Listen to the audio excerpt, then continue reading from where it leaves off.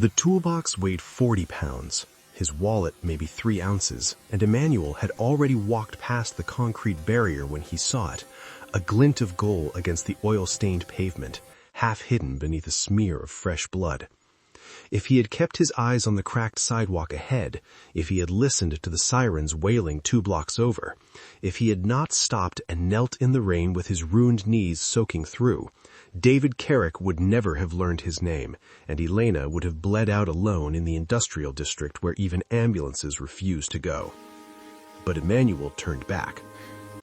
How it started. Emmanuel had been 17 when he realized that brilliance without money was just another kind of curse. His acceptance letter to the state engineering program had arrived the same week his father's auto shop went under, not from bad work, but from the kind of debt that came with saying no to the wrong people. David Carrick's name had never been spoken aloud in their house after that, but Emmanuel had seen it in the ledgers his mother burned in the backyard, page by page, until even the smoke smelled like shame. He'd gone to school anyway, worked 3 jobs, graduated with honors and a spine bent from exhaustion. But a degree without connections was just expensive paper, and the engineering firms that recruited his classmates never returned his calls. So he'd gone back to what he knew. The smell of oil, the weight of wrenches, the honesty of an engine that either ran or didn't. No politics, no favors, just work. 10 years later, his hands could rebuild a transmission blindfolded, but they couldn't stop the landlord's pen from signing eviction notices or stretch his mother's prescriptions past the end of the month. The shop he'd reopened in his father's name was 2 months from foreclosure, and tonight's call, an urgent repair job, cash payment, desperation in the client's voice, had felt like an answer to a prayer he'd stopped saying years ago. The address had led him to the industrial district where the streetlights died young, and the only businesses that thrived did so in the dark. He'd walked 3 blocks through streets that smelled like rust and something worse, toolbox cutting into his shoulder, before he'd realized the truth. No car, no client, just an empty lot and the sound of his own breathing. He'd been set up. Whether for robbery or something crueler, he didn't know and didn't wait to find out. The walk back had been longer. Every footstep echoed. Every shadow moved. The rain started as he passed the old factory with the broken windows, the one everyone said Carrick used for things that needed to disappear. Emmanuel had kept his head down, kept moving, because men like him survived by being invisible, by not asking questions, by walking past things that weren't their business. But then he'd seen the glint, the gold chain, the blood. And Elena. Even unconscious, she looked expensive, the kind of expensive that came from never having to think about money, from a life where problems were solved by people you never had to meet. Her clothes were designer, her nails manicured, her skin unmarked except for the bullet hole that was killing her. She didn't belong in this place any more than a diamond belonged in a junkyard. The phone kept ringing. Dad, Dad, Dad. Emmanuel's first thought had been to call for help. His second had been that ambulances didn't come here, and cops only showed up to count bodies. His third thought, the one that made him peel off his jacket despite the cold, despite the danger, despite every survival instinct screaming at him to run, was that his father had once told him a man's character wasn't measured by what he did when people were watching, but by what he did when no one would ever know. So he knelt. He pressed the jacket against the wound. He felt her pulse flutter beneath his fingers like a bird dying in a cage. And as the rain turned his world into a blur of water and blood and streetlight, Emmanuel understood that he'd just made the kind of choice that couldn't be unmade, the kind that changed everything. Getting her to the shop had been a nightmare written in blood and prayers. Emmanuel had half-carried, half-dragged her through alleys that didn't exist on any map, staying away from main streets where cameras watched and questions got asked. She'd been conscious enough to walk, but not enough to speak, her weight against his shoulder feeling both fragile and impossibly heavy. Every time headlights swept past the mouth of an alley, he'd press them both against brick walls that still held the day's heat, counting seconds until darkness returned.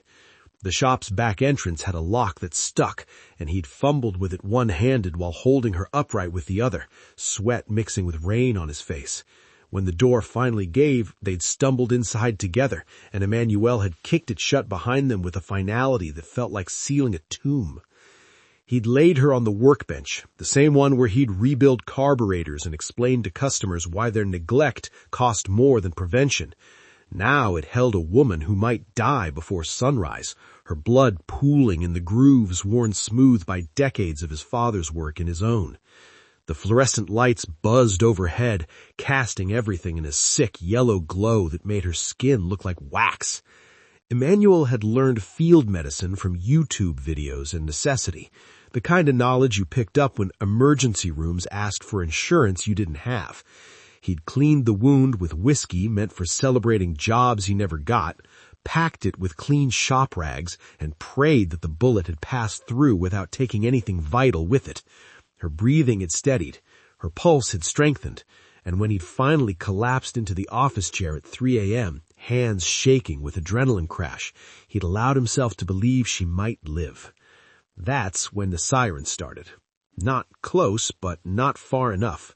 Ambulances first, then police, then something else. Vehicles without sirens, just engines that purred like satisfied predators. Through the small window facing the street, Emmanuel watched black SUVs drift past like sharks searching for blood in the water.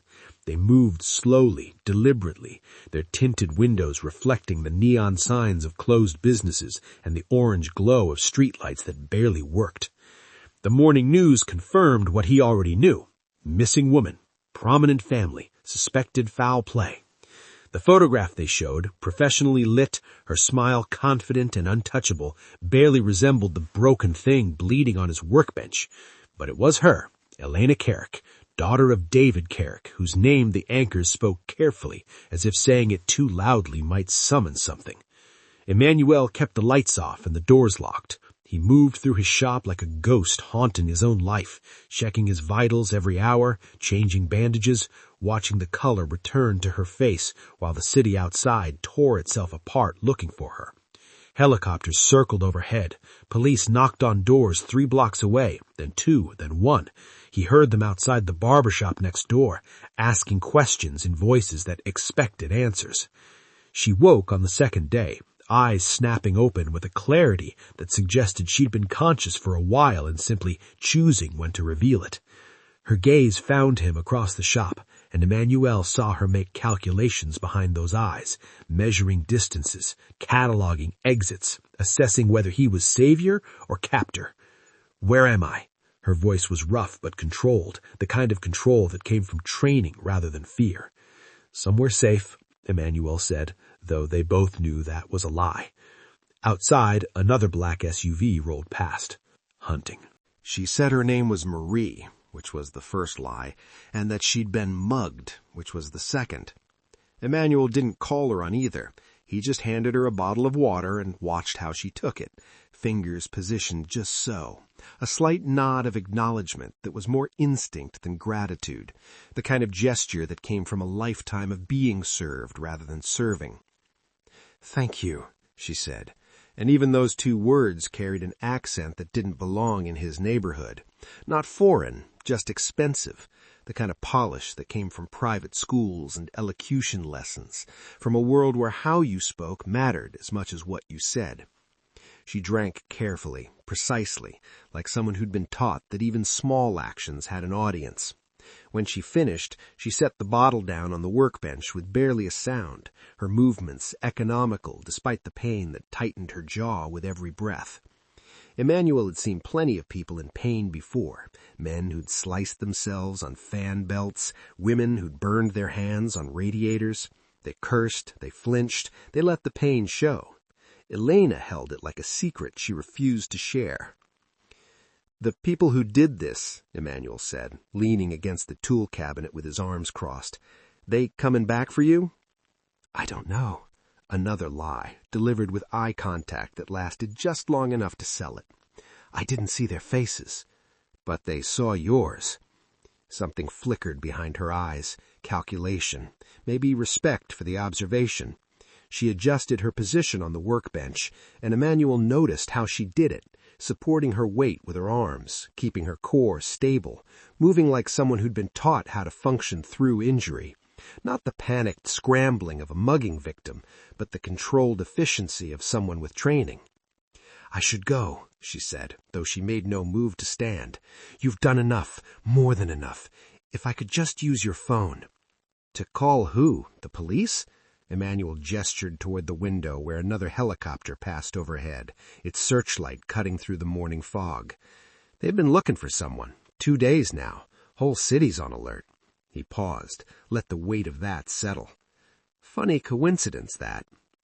She met his gaze without flinching. "I'm sure many people go missing in a city this size. Not many that get helicopters and black SUVs and cops knocking on every door in a 10-block radius." He pushed off the cabinet, moved closer but not threatening. "And definitely not many whose picture's been on the news every hour." Her composure cracked, just slightly, a tightening around her eyes, a breath held too long. Then she recovered, smoothed the fracture over with the practiced ease of someone who'd learned early that showing weakness invited predators. "If you know who I am," she said quietly, "why haven't you called them?" "Same reason I pulled you out of the street. Same reason I used my last bottle of decent whiskey to clean your wound." Emmanuel shrugged, suddenly exhausted. "Because I'm apparently the kind of stupid that thinks doing the right thing matters." She studied him for a long moment, and he saw her reassessing, recalibrating whatever initial judgment she'd made. When she finally spoke, her voice had lost some of its defensive edge. "Elena," she said. "My name is Elena." "I know. I saw the news." Outside, another SUV prowled past, still hunting, getting closer. Emmanuel had been 12 when David Carrick's men came to collect from his father. He remembered the black sedan idling outside the shop, engine purring like a satisfied cat. He remembered his father's hands shaking as he signed papers that turned the shop's deed into collateral for a debt that would never actually be paid. Most of all, he remembered the way his mother had cried that night, not loud, but constant, like a faucet that couldn't quite close. The shop had lasted 6 more months before the final notice came. Not from a bank, but from men in suits who spoke politely and carried the kind of weight that didn't need to be voiced. His father had opened a bottle that night and never really stopped drinking until the liver failure finished what Carrick's people had started. All of this came rushing back when Elena said, "My father is David Carrick," as if the name was supposed to mean something other than the architecture of Emmanuel's entire ruined life. He must have gone still, must have let something show on his face, because Elena's expression shifted from guarded honesty to concern. "You know the name?" "Everyone knows the name." Emmanuel's voice came out flat, distant. He turned away from her, moved to the window, watched the street outside where nothing moved but shadows. "Some of us know it better than others." "What does that mean?" "It means your father destroys things." The words tasted like oil and old blood. "Businesses, families, people. It means his name was the last thing my father spoke before he stopped speaking at all." The silence stretched between them like a wire pulled taut. Emmanuel could feel Elena's eyes on his back, could sense her trying to decide whether to defend the monster or acknowledge him. When she finally spoke, her voice was smaller than he'd heard it yet. "I'm sorry." "Are you?" He turned back to face her. "Sorry that it happened, or sorry that I know?" She flinched, and he felt a savage satisfaction at landing the blow before shame washed over him. This woman, injured, hunted, hiding in his shop, wasn't responsible for what her father had done. She was just another piece on Carrick's board, valuable only for her bloodline and the leverage she represented. "Both," Elena said quietly. "I'm sorry for both." Emmanuel laughed, a sound without humor. "You know what's funny? I spent 10 years trying to rebuild what your father destroyed. Worked myself to nothing trying to prove that my family's name meant something, that we were more than just another business that got crushed under his heel." He gestured around the shop, the ancient equipment, the cracked concrete, the walls that sweated in summer and froze in winter. "This is what I managed. This is my father's legacy and mine. And now I've got his daughter bleeding on my workbench." "Then turn me in." There was no challenge in her voice, just exhaustion. Call the number they're showing on the news. Collect whatever reward they're offering. God knows you've earned it, and probably need it more than I need saving." He should have. Every rational part of his brain screamed that this was his chance. Turn her over, take the money, pay his debts, start fresh somewhere Carrick's shadow didn't reach. But Emmanuel had learned long ago that the rational choice and the right choice rarely aligned. "I can't," he said finally. "Why not?" "Because I'm not him. I'm not your father." Emmanuel met her eyes. "And I won't become him just because he took everything else." Outside, the SUV circled closer. Time was running out. They came at dawn on the fourth day, when the street was still empty and the sky held that gray quality that made everything look like a photograph someone had left in the sun too long. Emmanuel saw them through the window, 3 black SUVs moving in formation, cutting off both ends of the block with the precision of a military operation. No sirens, no fanfare, just the quiet inevitability of a noose tightening. "They're here," he said, and Elena's face went white. She tried to stand, gasped the pain, sat back down hard on the workbench. "You need to go, out the back, right now. Tell them I forced you. Tell them I threatened you. Tell them anything." "And leave you to explain why you've been hiding in a mechanic's shop for 4 days?" Emmanuel shook his head. "They'll kill me anyway for seeing too much. At least this way I get to choose how I go out." The car doors opened in unison, and men emerged like a magic trick in reverse. Suddenly there were 8 of them, maybe 10, all wearing identical dark suits that probably cost more than Emmanuel's entire inventory. They moved with the coordinated efficiency of people who'd done this before, spreading out to cover angles, hands resting near jacket pockets in a way that suggested they weren't carrying wallets. The knock, when it came, was almost polite. 3 measured raps that nevertheless made the door shudder in its frame. Emmanuel opened it before they could decide to come through it. The man on the other side was older than the others, gray threading through hair that was still mostly dark. His suit fit better, his shoes were shinier, and his eyes held the kind of patient cruelty that came from never having to raise his voice. Behind him, the others waited like dogs straining in invisible leashes. "We're looking for someone," the man said. His voice was cultured, almost gentle. "Young woman, injured, family is very worried." "Lot of people in this city," Emmanuel replied. His heart was hammering so hard he could feel it in his teeth, but his voice stayed steady. "Can't say I've seen anyone matching that description." The man smiled, and it didn't reach his eyes. "May we come in, just to look around, put everyone's mind at ease." "You got a warrant?" "We're not police, son." "Then you don't come in." Something shifted in the air, a tightening like the moment before lightning strikes. The men behind the leader moved slightly, adjusting their stances, and Emmanuel saw the calculation happening in real time. They could force entry, probably should force entry, but something was making them hesitate, some protocol or instruction that required a different approach first. "You know who you're talking to?" the leader asked, and now the gentleness had edges. I know exactly who sent you, and I'm telling you anyway, you're not coming in without a legal reason." "Legal?" The man tasted the word like it was funny. "Son, we don't need legal, we need cooperation, and we're prepared to be very generous to people who cooperate." "How generous were you to my father?" The words came out before Emmanuel could stop them, and he saw recognition flicker across the man's face. "Ah," said the leader quietly, "you're that mechanic's boy." Behind Emmanuel, Elena called out, her voice weak but clear. "Vincent, it's me. I'm here. Tell my father I'm safe." The relief that washed over Vincent's face was almost human. Almost. The mansion sat behind walls that were beautiful, and the way that prisons were beautiful. Elegant, imposing, and designed to keep the world divided into those who belonged and those who didn't. Emmanuel had been driven there in the back of an SUV that smelled like leather and threat, Vincent sitting beside him in silence that felt like a held breath. They'd taken Elena in a separate vehicle, surrounded by men who'd called her Miss Carrick with a reverence that bordered on religious. Now Emmanuel stood in a study that probably cost more than his entire block, facing a man who looked nothing like the monster of his imagination and everything like the architect of his nightmares. David Carrick was smaller than expected, gray hair impeccably cut, reading glasses perched on his nose as he signed documents with a fountain pen that whispered against paper. He finished his signature with a flourish before looking up, and when his eyes met Emmanuel's, they held the kind of intelligence that missed nothing and forgot less. "Sit," Carrick said, gesturing to a chair that probably had a name and a provenance. Emmanuel remained standing.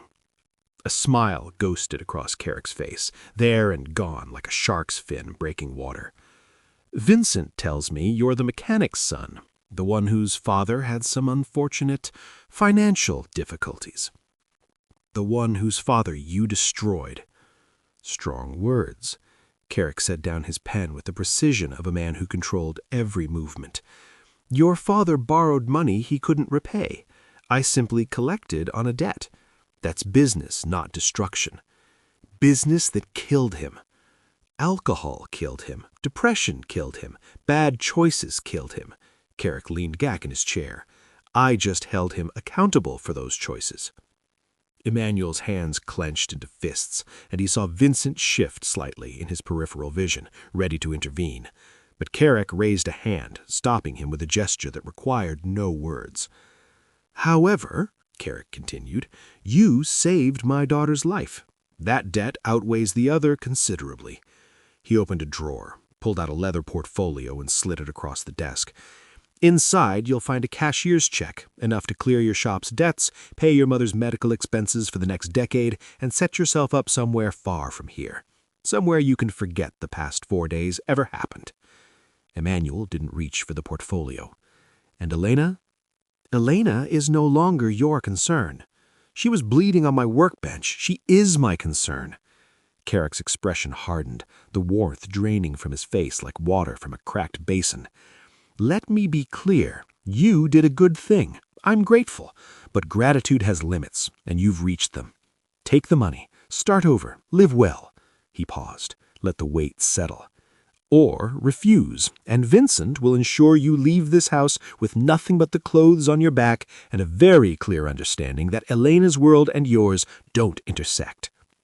"You're threatening me for saving your daughter's life?" "I'm protecting my daughter from complications." Carrick's voice dropped to something colder than ice. "You're a complication." Emmanuel thought of his shop, his mother, the eviction notice that was probably already posted on his door. He thought of 10 years of struggling, of dreams deferred until they died, of everything the money could buy. Then he thought of Elena's eyes when she told him her name, of the way she'd apologized for sins that weren't hers, and of the stubborn pull in his chest that had made him turn back on a rain-soaked street. "Keep your money," Emmanuel said. "I want to see Elena." The room went silent. Even Vincent looked surprised. Carrick studied him for a long moment, then smiled. A real smile this time, though no less dangerous. "Interesting," he said. "Either you're very brave or very stupid. Can't it be both?" Carrick had called it a dinner, but Emmanuel recognized it for what it was, a test. A chance for the Mafia boss to observe this mechanic who'd refused money and demanded nothing except proximity to his daughter. So Emmanuel sat at a table that could have seated 20, wearing clothes that Vincent had provided because his own weren't suitable for a room where the silverware probably had a pedigree, and tried not to look as out of place as he felt. Elena sat across from him, color returned to her cheeks, wearing a dress that probably cost more than his monthly rent. She caught his eye and smiled, and something in that smile made the absurdity of his situation feel almost worthwhile. Carrick presided at the head of the table, discussing legitimate business ventures with men whose legitimacy was clearly negotiable. Emmanuel half listened, picking at food he couldn't identify, wondering how long this performance would last before Carrick decided he'd seen enough and had Vincent escort him back to his life. Then the windows exploded. Glass shattered inward with a sound like the world breaking, and suddenly men were pouring through. Not Carrick's men, but something else, something wrong. They moved with the desperate efficiency of people who knew they had seconds to accomplish something impossible, guns already firing before their feet hit marble. Emmanuel's body moved before his mind caught up. He grabbed Elena, pulled her down below the table as bullets chewed through wood and crystal. Around them, Carrick's men were returning fire, the room filling with smoke and screaming and the sharp crack of gunshots that sounded nothing like they did in movies. Through the chaos, Emmanuel saw one of the attackers moving with purpose while the others created cover, not shooting randomly, but advancing towards Carrick with the singular focus of a man on a specific mission. The Mafia boss was behind his overturned chair, returning fire with a pistol that appeared from nowhere, but his attention was divided, tracking multiple threats. He didn't see the one that mattered. Emmanuel's hand went to his pocket, force of habit, the eternal instinct of a mechanic who never went anywhere without his tools. His fingers closed around the tactical pen he always carried, the one with the hardened steel tip that he used for marking measurements and punching through seized oil filters. $15 at the hardware store. Nothing special. He moved without thinking, covering the distance in 3 strides while the attacker's gun was rising towards Carrick's head. Emmanuel crashed into him from the side, and they went down together in a tangle of limbs and momentum. The gun fired, the bullet going wide, and then Emmanuel was driving the pen into the soft junction where the man's collarbone met his throat. The attacker made a sound like air escaping from a punctured tire and went still. The firefight ended as suddenly as it began, Carrick's men overwhelming the attackers with superior numbers and training. Silence descended, broken only by groaning and the crunch of glass under boots. Emmanuel stood slowly, the pen still in his hand, now slick with blood that wasn't his. His entire body was shaking, adrenaline turning his muscles to water. Across the room, Carrick was staring at Emmanuel with an expression Emmanuel couldn't read. "You saved my life," Carrick said, and there was something like wonder in his voice. "With a pen." "It's what I had," Emmanuel replied, his voice coming from somewhere far away. Elena emerged from beneath the table, her eyes wide, and Emmanuel saw her looking at him like she was seeing him for the first time, not the poor mechanic who'd stumbled into her world, but something else, something that belonged. The bodies were gone by morning, the shattered windows replaced, the bullet holes in the walls plastered over with the efficiency of people who'd done this before. Emmanuel sat in Carrick's study again, but this time the dynamic had shifted.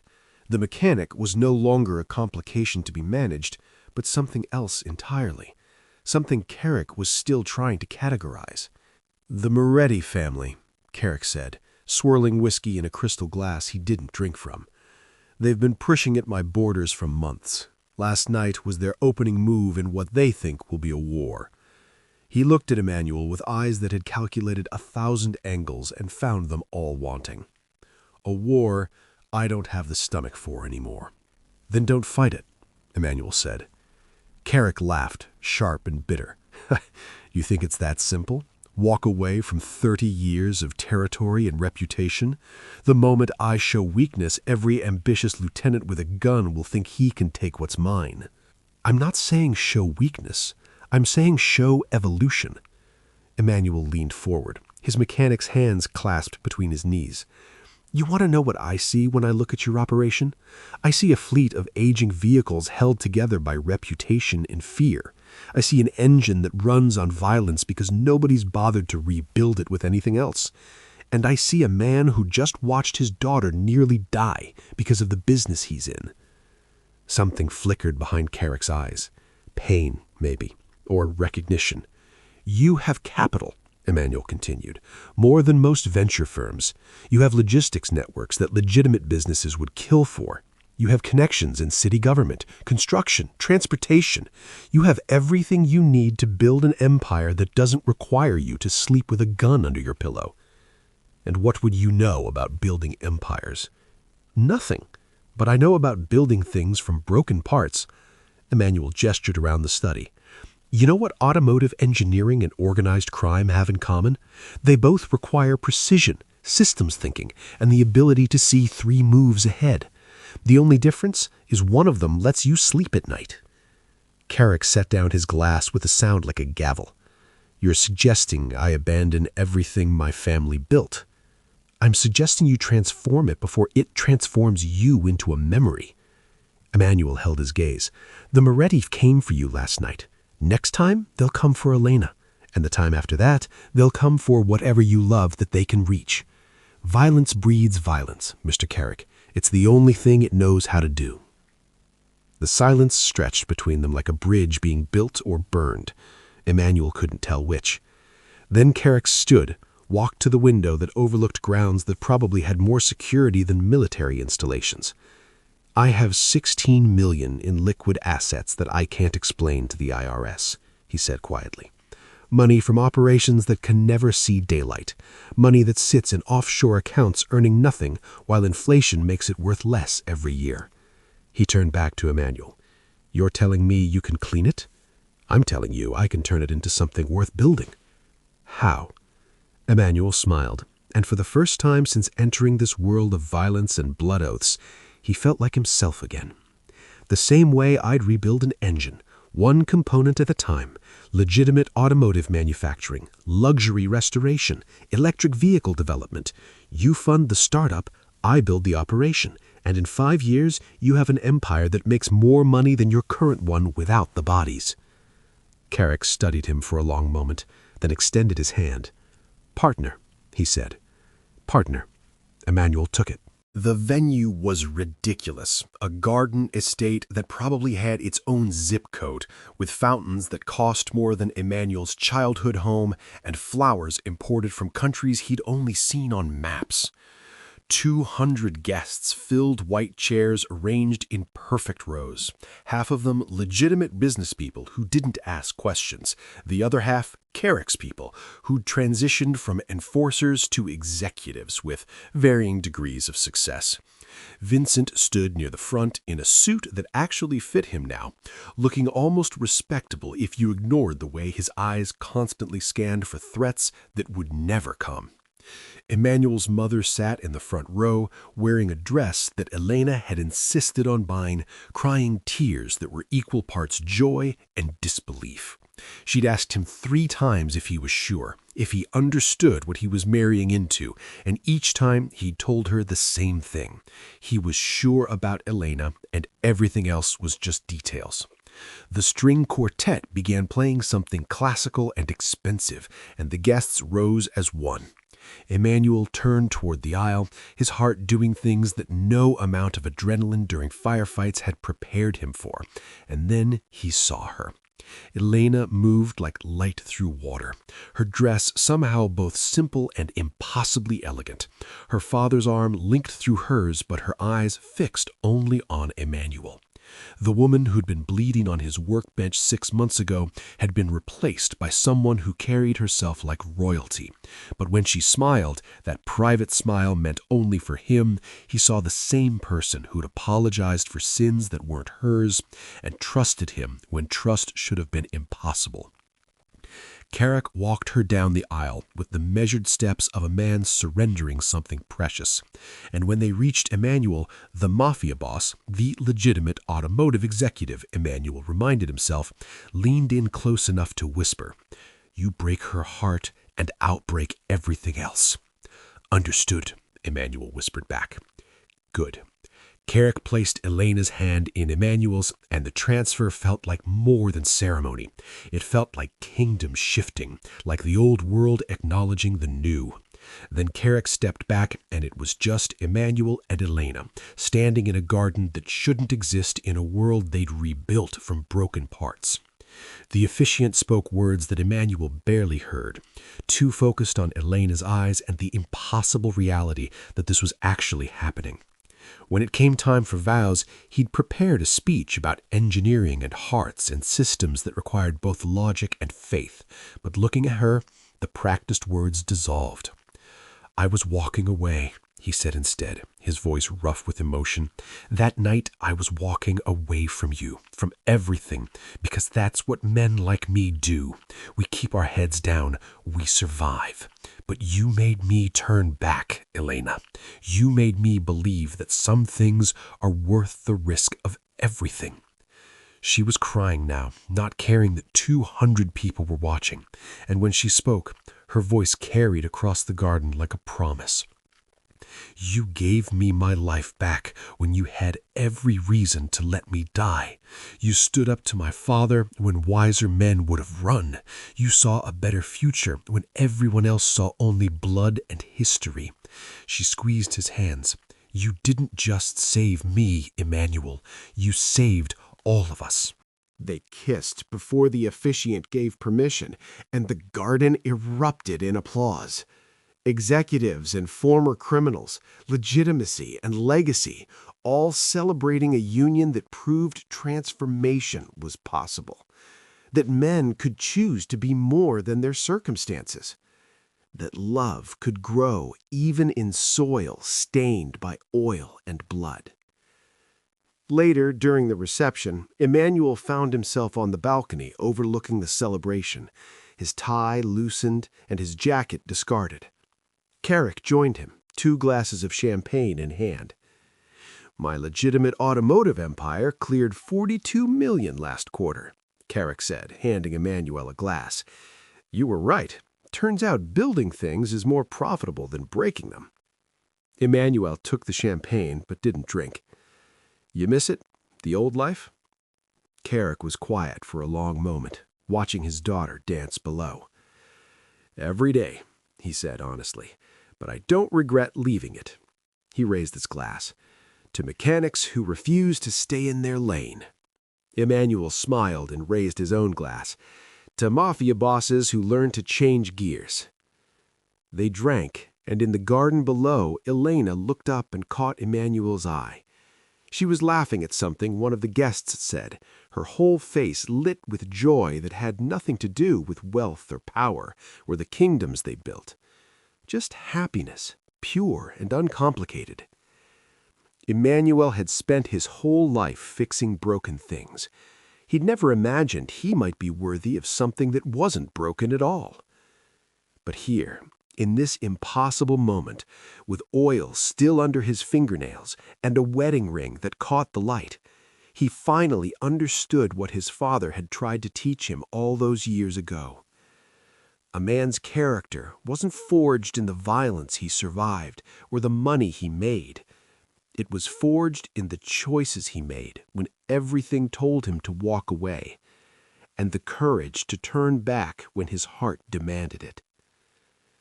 The party continued into the night, a celebration not just of a wedding, but of transformation, of second chances and new beginnings, of a poor mechanic and a mafia princess who'd found each other in the space between what was and what could be.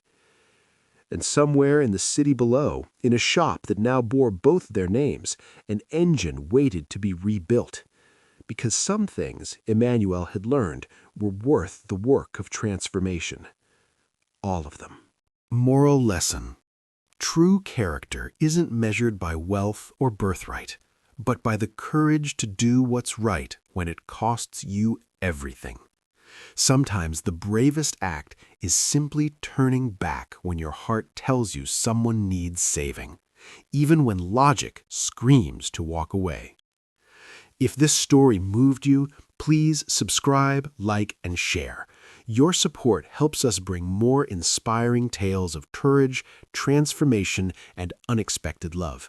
Hit that subscribe button and share with someone who needs to hear this today.